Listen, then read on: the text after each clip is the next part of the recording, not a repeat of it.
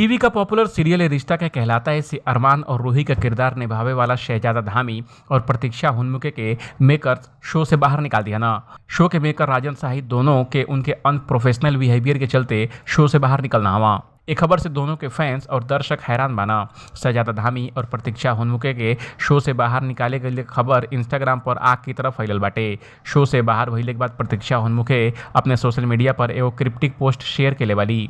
ये रिश्ता क्या कहलाता है एक्ट्रेस प्रतीक्षा अपने इंस्टाग्राम स्टोरी पर बॉलीवुड एक्ट्रेस प्रियंका चोपड़ा का एगो मोटिवेशनल कोट शेयर केले वाली।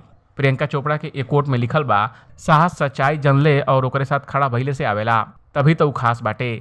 हालांकि एकरे अलावा शहजादा और प्रतीक्षा दोनों की तरफ से शो से बाहर भइले पर कोनो स्टेटमेंट नहीं के आइल। रिपोर्ट के मुताबिक शहजादा और प्रतीक्षा काफी समय से सेट पर मौजूद लोग के साथ और क्रू के साथ बदतमीजी करत रहना। राजन शाही के कई वार्निंग देने के बाद भी उनका रवैया ना बदलल। बता दी कि टीवी शो की दुनिया में पहली बार इतना बड़हन डिसीजन लिहल गई बटे। उहे गर्विता सिद्धवानी जो प्रतीक्षा यानी कि रूही के रोल में जगह रिप्लेस कैली है, वो कहली कि हम ए बारे में बात नहीं कल चाहत, हमके यकीन बा कि कुछ न कुछ जरूर भइल हुई अभिनेता और प्रोडक्शन हाउस के बीच, लेकिन हम ए बारे में ज़्यादा नहीं बताई। राजन सर अगर फैसला ले मानो तो पीछे जरूर कोनो कारण हुई। हम बड़ा आभारी बानी कि हमके मौका मिलल बा और हम ये मौका अपने हाथ से नहीं जाए दे, अपन बेस्ट देवे का कोशिश करब। ये स्टोरी पर आपका क्या कहे बा कमेंट कर हमके जरूर बताई। बाकी अपडेट के लिए देखत रही ABP भोजपुरिया।